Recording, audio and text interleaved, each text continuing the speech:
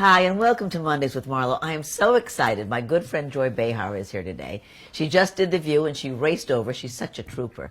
But the reason I wanted Joy is, I did this site in the beginning to inspire women. And we've inspired a lot of men, too, which is fun and exciting. But I am inspired by Joy because she really has an indomitable spirit. She grabs life with both hands. And to keep going, to be like that throughout a career, it is really exciting and encouraging. So I wanted her to come today to talk to all of us. And I can see from the questions you've already sent us that you feel the same way. So welcome, my darling. I'm so glad to have you here. To be here with you, Yeah, Marlo. absolutely. Yes. So this is from Stephanie. Stephanie's right in there. Joy, she says, I love The View. I'm dying to know what's it really like backstage. Do you have any juicy stories? Oh my God, maybe Stephanie, you might have to wait for the book. But what goes on in the makeup room there is actually just as good a show as what you see on the air, maybe better, because people are discussing what stories we should do. And Elizabeth came in this morning and she was all over me about Gloria Steinem and Jane Fonda today, saying that Rush Limbaugh should be thrown off The View. And basically, I sort of agreed with Elizabeth today because I don't believe in you should stop people from talking. I believe in the First Amendment. So we really didn't have an argument, which... Oh, that's too bad. I know. But a lot of times we come in and we'll have an argument in the room about politics, but it's never personal with me and Elizabeth. Juicy stories. I don't know if I don't know. X-rated. I have X-rated stories. Oh, yeah, tell us. No, you don't want to. You can just say ... We got to have juice. Juice. Come on now. Let's see. Well, this, I don't know. I mean, generally speaking, the bigger the star, the fewer the smaller the entourage. Oh, really? That's interesting, I think. Yeah. It's always when they're like, you'll never see them again, that they've got 20 people with them. Who had the biggest entourage? Oh, I don't know. Who knows? Who remembers? They're completely obscure. And what about who has the smallest entourage? Me. Well, you do. You have no entourage. And Meryl Streep has no entourage, Right. And people like you guys have nobody, just one person maybe. Right. Yeah. And now you've been with a lot of hosts. Yes. Do you have? Oh, you mean we had Meredith Vieira, Debbie Mountainopoulos, Right. Star Jones, me, and Barbara in the beginning. Right. Now we only have me and Barbara from that group. Right. Or Barbara and me, I should say. So how do you think that you survived all these changes? Medication. That's juicy. You can't get juicier than that, Stephanie. Well, I always feel like it's a revolving cocktail party, and I'm just a member of the party, and Right. people come and go, and speaking of Michelangelo, that Right. famous poem, and I just kind of involve myself in the party. Right, but you're like one of the hostesses because you don't leave. I don't leave because I've stayed. Even when I got my other show a couple of years ago, I was able to do both. I know, that's great. Yeah, You were smart enough I to like look the over. show. It's easy for me to do it That's because it's all wonderful. off the top of my head. Good. Yeah. Now this is from Martina. She says, be honest. Were you nervous the first time you met Barbara Walters? I was kind of. I mean, the first time I met her was during the audition. Oh, no, the first time I met her, this is a fabulous story which she loves to tell, but I'll tell it to you. I was doing a stand-up routine at the Waldorf Astoria back in 16 years ago for Milton Berle's 89th birthday party, okay? He was, they had this big party. They asked me if I would stand up and do some time. So I said, okay. So I see that Milton is 89 years old and his wife is 50. Okay. So out comes the Salman Rushdie material, which is about how, Salman Rushdie, who has been hiding for 13 years, managed to get married 3 times. Like as if he found a woman in the hotel or married the Avon Or in the lady. cave. Or in the cave. Where were these women coming from? And anyway, that material went over very well. So then I sat down. And I said to Steve, my spousal equivalent at the time, now he's my husband, he said to me, everyone was laughing except Barbara Walters. So I said, oh, well, I'm not going to work with her, so what do I care? Everything was an audition for me, That's right. P.S. Barbara said to Regis Philbin, who was that woman? He said, don't you know her? She's a New York girl. She's been on the radio. She's very funny, and she just clocked it. And then a few months later, I was asked to be on the show. But she didn't even laugh at you. No, because she was studying me. That's Oh, how how Barbara does funny. it. Yeah. Oh, how interesting. Yeah.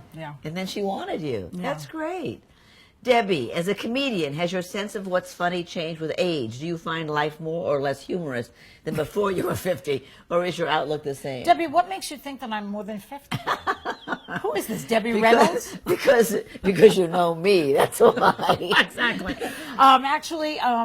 I used to, when I was in college, we used to just quote Mel Brooks constantly, do the 2,000-year-old man, and I still think it's funny. Right, it is. And Woody Allen, and and like that. I think I've been the same. Yeah, you still. They're your favorites. They're my faves. Woody and Woody and Mel. Yeah, I agree. Yeah.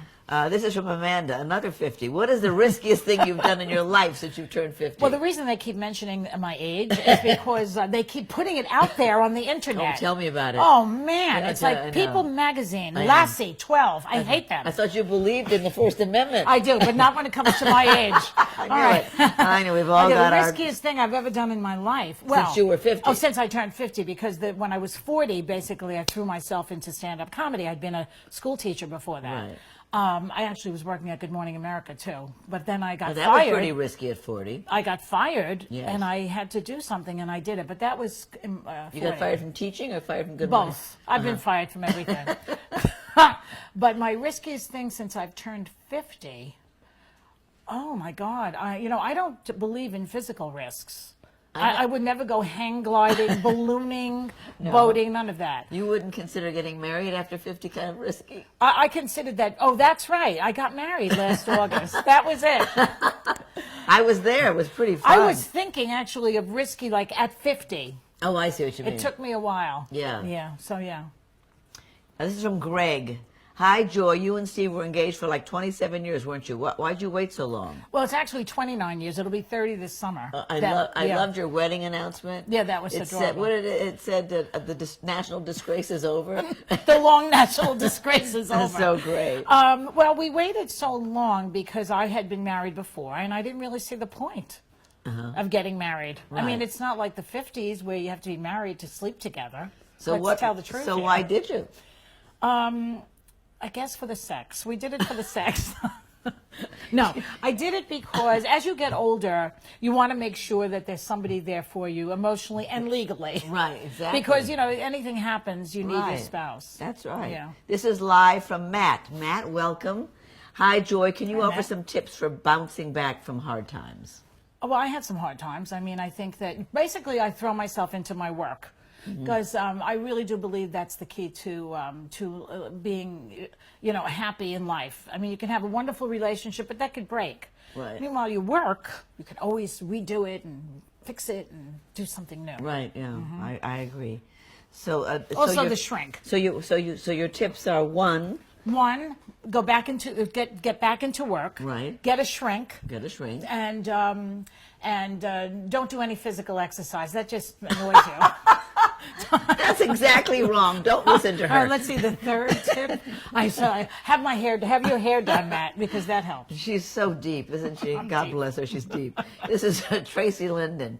Is friendship important in your life? Do you have any friends from school days? My friend Jane is a college friend of mine, and we're still very close. She's been going out with someone, I think, for years now. I think she might even get married. They're such copycats. I know. Nobody got married till you did. Yeah. So you do have friends from school. I do. My girlfriend Jane and I, we've been friends for, I don't know how many, I won't say how many years. Where'd you grow up? Williamsburg, Brooklyn. So you must be, we're in New York, so you must have some connection. Oh, from Williamsburg? Yeah. I have one friend that I remember. childhood, Yeah, yeah. not that many though. You change through the years, and people move and what I have left you. a lot of friends back in L.A., and it makes me sad I don't see them. Yeah. This is from Sam. Hi, Joy. What do you think could be done about bullying in school? The problem's out of hand. Well, you were a teacher. Did I you was. see it then? When you I saw it as a kid myself. I mean, I was bullied because I don't know, something about me was annoying to these What? I can't girls. imagine. I What mean, was I it? was popular in the school, but then there were these girls from other neighborhoods who would come and threaten me, really physically threaten me. Yeah. Because why? I don't know. I guess it might have been the Bermuda shorts.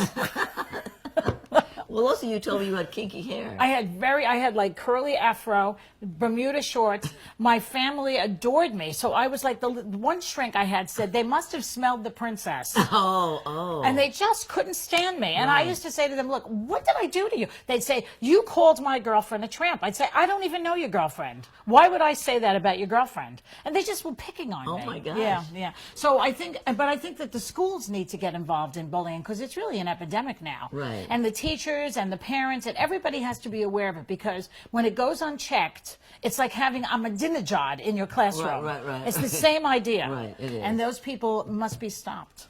And you also had a teacher bully you. Didn't he call you Brillo Head? My teacher, my 5th grade teacher, Mr. Fisher. See how I remember your name? He's probably dead by now. But anyway, he used to call me a Brillo Head, yeah. And then, like, he was friendly about it, though. He'd say, a Brillo Head, find Portugal on the map. Stuff. God in heaven. No wonder you're a comedian. Okay, this is Leslie. Leslie wants to know, do you know how to handle money? And if you do, where did you learn? That's a good. And there's another one. Who takes care of it, you or your husband? And can you offer some tips? Okay, this is a lot of questions. So let's start with, do you know how to handle money? This is a Susie Orman question. Yeah, it really is. But, this is my tip on that. Once you start making your own money, then you know how to handle your money. When you are mixing your money with your husband's, something about that gets blurry. But once I started to make my own money, really make it, in the beginning when I started stand-up, I would make $20 to get on stage at Catch a Rising Star. Or I'd make $100 on the weekend if I was emceeing. My rent was only $275 in those days. So you were living within your means. I was really living within my means, and I learned that it's not how much you make, it's how much you spend that counts. Right. So I do not ever have a credit card that has money on it. I always pay every month. I don't know. I just know where all my money is. Who takes care of it? I do. Does your husband take care of his own money and you take care of your Totally own? separate. Really? My mother used to do that. Didn't your mother do any of that? My mother didn't even know what a checkbook looked like. My No. mother was completely helpless. Well, because your father had a lot of money. And also they got married when she was 17, so she, and she never worked. She never worked a day in her life, so. Yeah. Well, my mother used to hide the money, like she'd say, if I die, look in the credenza underneath that cup that your aunt gave me. Bless her heart. Yeah. That's sweet. Can you offer some tips on how to get on top of your finances? I just did. Yeah? Say what I had to say on that. That's all I know. So let's list the tips. We love the tips. Okay. Okay, the tips are pay your credit card off every month. Right. Never be in debt. Right. Oh, and the other thing is, I went to all city schools. I got a master's degree from State University and a BA from Queens College. So I never had student loans. I don't believe in student loans. That's great. I know people who are paying off student loans until they're 50. Oh, their whole lives. I know. It's ridiculous. Right. So I don't like any debt unless it's a mortgage. I believe in mortgages because up until this recent explosion, you basically had a great investment. If your money is sitting getting nothing in the bank, put it in real estate. Right. And make sure that you have your own money separate from your husband's. Very interesting. My daughter has hers, his, and theirs. Oh, really? Yeah. This is from Doreen. How were you able to balance your career with being a parent? Well, I made sacrifices, I think, to some extent, because I didn't want to go. I was starting out as a comic. I needed the money. But I basically made sure that I worked within the tri-state area, so I was home every day. Oh, wow. So it's not easy. I was a single parent. Oh, you were a single parent. Yeah, I was a single parent, but it was hard to do. And what did you do with your child when you were working? Did you have I put her up for adoption. Did you have a mother or a... My mother would be around. Not daycare. Yeah. No. And nannies. Yeah. No nannies. We couldn't afford a nanny. Live, Just family. Live from Nikki. Hi, Nikki. Welcome. Joy, out of all the people you've interviewed, who was the one person you wanted to interview but you couldn't? Jackie Kennedy. Oh, yeah. Who died before, I could ever have that opportunity. You wouldn't have gotten her anyway. I would have gotten, not only wouldn't I have gotten her, Barbara didn't even get her, but she wouldn't have told me anything. That's right. As you saw from some of those tapes that she did, she told nothing. Right, well, that was her way. Yeah. Bless her heart. And who was your favorite interview? My favorite interview is always the interview that is giving me something, rather than somebody who is like pulling teeth. I don't like to feel like a dentist when I'm doing an interview. My husband always said about the Donahue show, he said, the minute I had a guy who answered my questions with yes or no, I wanted to kill myself. I know. I feel yes his or no pain. is not an answer. That is not an interview. Okay. Okay. This is from Rhonda James. What social or political causes are you most passionate about? Well, I'm a very political person. I'm glued to MSNBC. Everybody knows I'm a diehard, bleeding heart liberal, and so I believe in all of the social, all the social and political premises of the left of center position. So, what What is your really fierce one right now? Well, right now it's about women's issues and how they're real. There seems to be, as you know, they don't like to say on the right, they go, oh, this war on women is a catchphrase. Well, there is a war on women going on right now. When you have people in office trying to suspend, abortion rights and contraception rights, and that they forcing you in Virginia to get a sonogram before you. I mean, who are these people? You know that there is no other, test or anything, a procedure that you are forced to get in this country. The only one now is this sonogram in certain parts of the country, that you have to take the sonogram when you want to get an abortion. That is coercion. This is like the Taliban. Yeah, that's very So bad. I'm very upset about that. All right, this is from Stacey 2000. What are some tips for someone going through a hard time? How do you suggest someone recovers when they've been knocked down by life? That's a serious question. I know. And a lot of women write about this because they get knocked down and it's hard to always find the resources. It's one thing to say, well, just get another job and go to a shrink. But a lot of people don't have the money to go to a shrink. Well, I paid $20 a session for a shrink, and What year was that? It was a long time ago, and she was cheap. But I also went to a clinic at first where they charge nothing. So there are places you can go. You need to talk to somebody when you're really, really disturbed and depressed and upset. And I really do believe in that. I do too. Yeah, and I think sometimes you have to hit bottom sometimes to really try to pull yourself out of it. I mean, I had a very hard time after my divorce because I had a near-death experience. I was fired from my job, and I got a divorce. And you had a baby. And I had a young kid, all in the time of about 2 years. And how did you recover from that? I took to my bed a little bit. I was not good. Now they have medication. Right. I could have taken some meds. Yeah, you could have. But I started to slowly work my way into the world. I needed to, I always felt like, do something. Don't just lay there. Do something. Go out, talk to people, be in the world is my suggestion. Yes, be in the world. People do pull back when something Don't happens. do that. Right. Go out. That's good. That's very good advice. This is live from Grace. Hi, Grace. Welcome. What was it like coming up as a woman in a man's field when you came up in comedy? Well, it's hard because for a woman, because the men really think men are funny. and a lot of times the women will go with the guy to the comedy clubs and they'll only laugh if he thinks it's funny. Oh, wow. So you're really having trouble there. But that has changed a lot since I started 30-some-odd years ago. I think that, there are more women in the field now, and it's better. And you're saying that men don't laugh as readily with a woman. No, they don't. It's harder for a man to laugh at a woman. They're not used to seeing us in such a powerful position. And when I was a kid, a woman had a good sense of humor if she laughed at his jokes. Yes, right. I've seen that ad. This is live from Laura.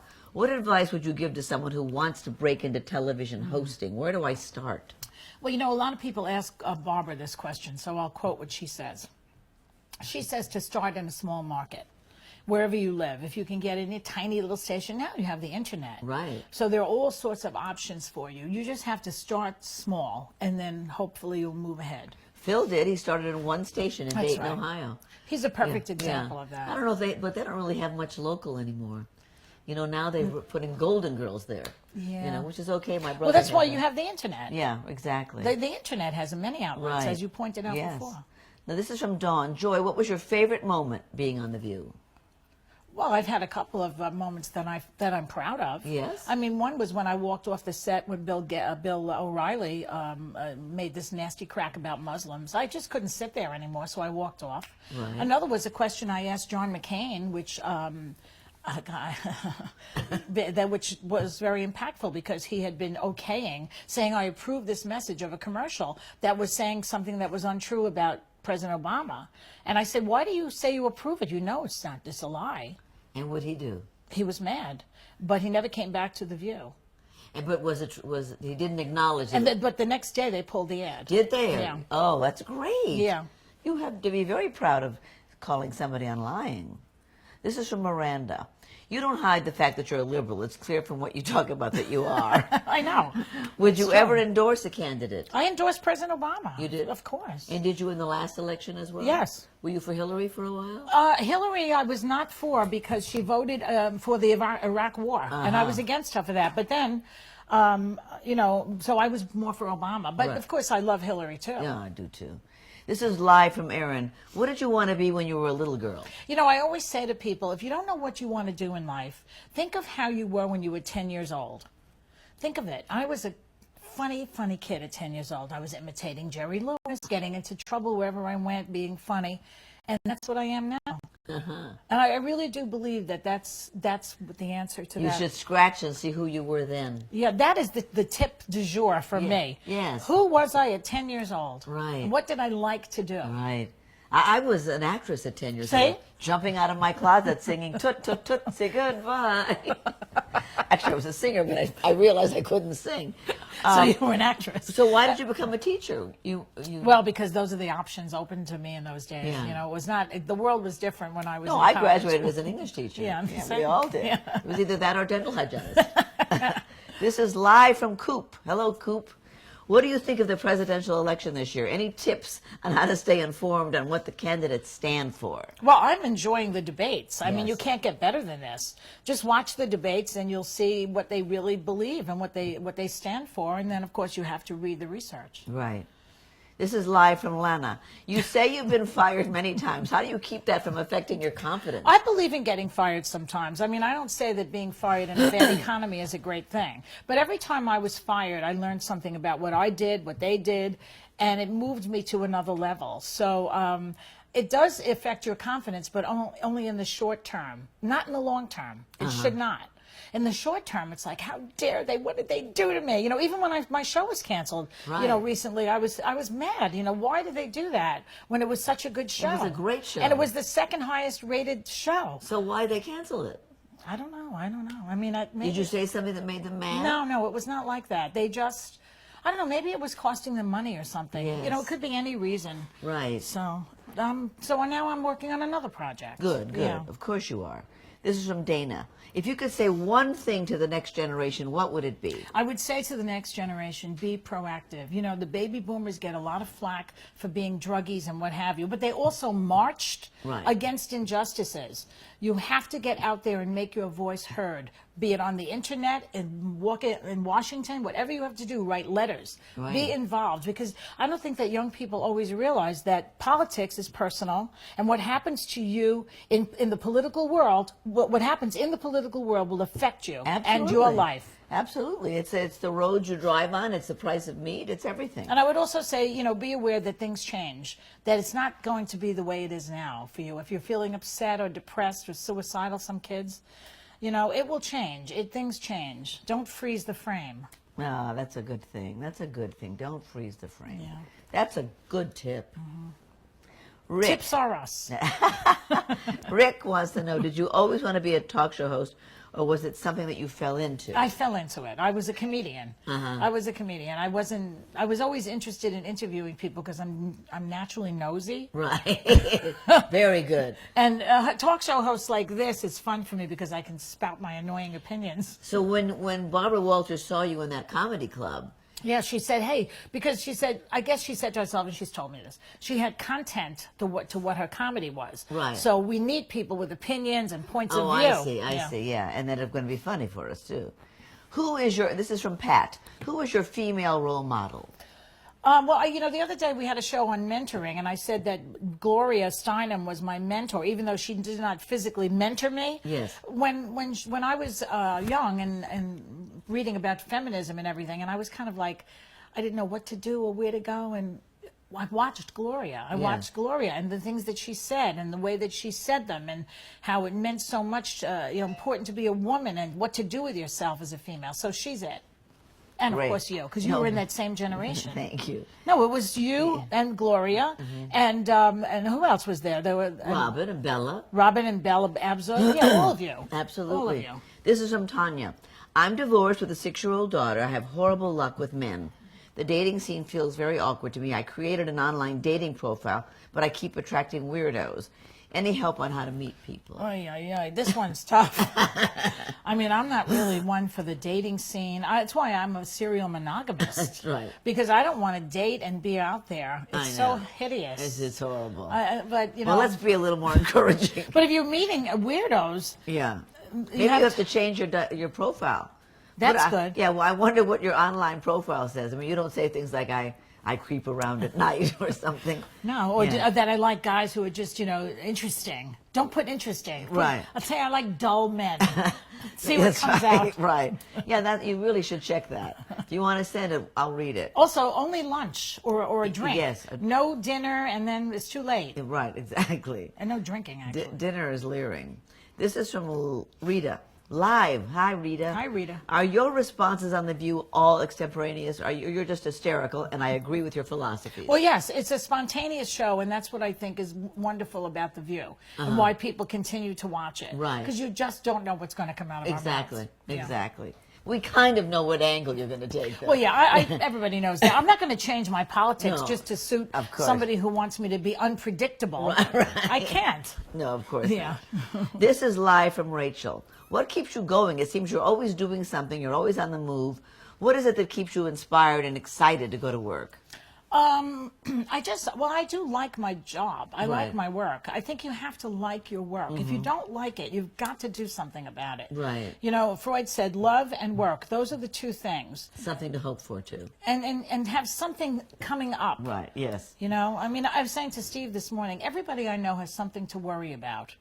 And then I went through the list of everybody I know and said, this one has this to worry about, this one has that, and I felt better. That's a riot. Okay, this is live from Jimmy. Have you always lived in New York, and could you ever live anywhere else? I've lived in California. I lived in Los Angeles for 6 months, and I was was like Sylvia Plath, okay? And I also lived in Providence, Rhode Island for 2 years, and that was a nightmare also, even though I like the people there. Were you married? Is that why you went there? That was my first marriage, yeah. That was the days when you followed your husband in his dream. Right. So I followed him in his dream. I see. Yeah. Well, it became a nightmare for me. This is from Gretchen Robertson. I became a grandmother last year. It's so wonderful. It's the best. I feel like now I'm closer to my daughter as well. Do you feel that way too? Yes, I think you do, because your daughter needs you now. It's not just, I'm going out, I'll see you in 10 years. Now it's like, can you babysit? And tell me what to do. And what do you think? Yeah. Well, I don't tell her what to do unless she asks. That's what I mean. I do not get involved in telling. She's better than I was. Oh, really? Yeah. In what way? She just has a clearer head about how to raise a kid. How old is she? She's 40. That's why. Wow. I was younger. Yeah. I was young. So she's older, and she's very mature, and she gets it. Yeah. That's great. And she's married? She's married. Oh, good. This is live from DJ. Have you ever experienced bullying in the workplace? So this isn't school. It's in the workplace. Well, I've been sexually harassed in the workplace. That's being bullied. And the bullying in the workplace is tricky. It's the same thing as being bullied by teachers, if you are. Right. Because you can't really speak back. Right. I mean, Was this your boss? Oh, the department chairman of one of the schools. After I gave a lesson, he was watching me, and I was giving a lesson in verb and subject agreement, and it was difficult. And afterwards, instead of, so he comes up to me and he goes, I could have just done you on the blackboard. Oh, my God. And I said, but what about my lesson? Oh, my God. My verb and subject agreement. You're so literal. Oh, my goodness. Okay, this is live from Nikki. From one smart ass to another. What's a time where you've just got to let go? What's a time where you've just let go and didn't give a damn? About anything? Well, I guess Nikki really needs a tip. When you just let go and didn't give a damn. Right. I guess that's mostly about when something's getting to you and eating at you, I think that at the last minute is when you should not give a damn anymore. Where you study for a test, and you study, and oh my God. And then you have to take the test, and it's like, okay, I don't give a damn now. Right. But you've prepared, and now you don't care anymore. Right. And that's the way you should approach something that's... I go out to do stand-up comedy, right? And I am stressed. I'm stressed. It's the only part of my work that stresses me out. and I stress and I stress and I'm a mess before I get to the, and I'm backstage, and then they say, okay, and now Joy Behar, and then I don't give a damn anymore. Then I just so go out great. and do it. That's great. Yeah, because I have to. Right. I have to. And then and you can't be nervous while you're doing it, so you have to let go. You have to let go. That's great. So you let go at the last minute. That's Also, good. The View. On The View, my philosophy about The View is let go and let God, as they say in AA. Not that I've ever been. Let go and what? Let go and let God. I say this all the time. Okay. Because that's one of those phrases they use. I didn't hear that. And like, you can't hang on to anything on The View. Right. We're just fighting with each other, and that's the end of it. Right. So my philosophy is let go and let God, and also Scarlett O'Hara, tomorrow is another day. That's right. That's right. Okay. They're giving me the hook, but I want to get a few more here. We Live, did this already. live from Marcia. Which host makes you laugh the most on The View? Barbara. Well, really? She's hilarious. Tell us why. She's just the funniest thing. She cracks us up. Really? She doesn't really Because know she's what. unconsciously funny. She's just funny. Well, tell us one. Let me say. I don't know. She'll just, like today she was obsessed with her shoes and her feet. And the podiatrist was on, and his questions. What about this bunion and this bunion? It's just funny. That's funny. This is from Hill Guy. Hi, Joy. Thanks for all your hard work on behalf of gay rights. My partner of 31 years and I are so grateful to you for standing up to the bigots of this world. You're welcome. You're quite welcome. And this is Christine, Ohio. How do you feel about interviewing politicians? Well, they never answer the question. They give you talking points. So I only like politicians who are not running anymore. Because once they're running, they lie. That's right. They flip-flop. The messaging, too. And if you give them a follow-up question, they'll still answer the way they want to answer. Right. What do you think about Donald Trump? Paul Trivik wants to know. What do I think about Donald Trump? Right. Well, he's a showman. He's a showman. That's all. I mean, this idea that he was going to run, I don't buy it. Never did. I think it was publicity for Celebrity Apprentice. Yeah. Yeah. Now, this is live from Mike. Do you and Elizabeth really argue about political events, or is it just something for the show? Oh, no, it's real. Yeah. We really believe what we're saying. Uh-huh. Yeah. And so, but I mean, you ever get really mad with each other? No, we don't get mad because it's not personal. It's about Mitt Romney. It's about Obama. It's not about us. Right. Yeah. I kind of asked you this before, but it's interesting. It's saying that several people have come and gone. So, what do you attribute your longevity to? On the show, on The View, and your survival there. I mean, my God, there's been so many people. Even hosts. Whoopi's gone. Rosie. Not No, Whoopi. Whoopi's I there. mean, Rosie's gone. Rosie's and gone. Meredith is gone. And then Star Jones and all those other people. Well, a lot of them, some of them have left under duress, but Meredith didn't. Meredith just got a better job. Right. But I think that I know how to play nicely with others. That's good. Yeah. I loved you in Hull, past Joy. How did you feel about that movie and the actor who had the huge part in it? Oh my God, that movie has like it has explosive diarrhea in one of the scenes. I didn't even know that. The director just hands you your sides. Doesn't hand the whole Who was the script. star of that movie? Was that a Rob Schneider kind of movie? No, it was Sudeikis. What's his name? Sudeikis on Saturday Night Live. David Sudeikis. Oh, and the other one, the blonde. What's his name? I can't remember anyone's name. I can't. Whatever. Hear. Nobody here knows. Anyway, I've come into the Everybody here's way too young. I know. Well, they know who he is. Well. It's a young person's movie. All right.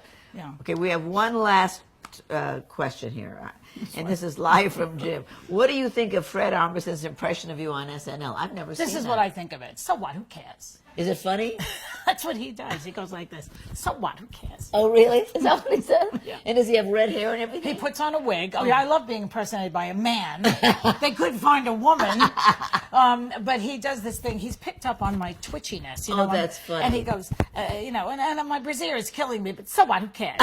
It's hilarious. That's great. So funny. Well, we've come to the end. We came to the end a long time ago, but I'm just so greedy. I wanted to give everybody a chance to ask their question of Joy. You are the best. Oh, thank You're you. So So are you. adorable. It You're was so fun. delightful. Thank you so much for tuning in, and we'll see you next week.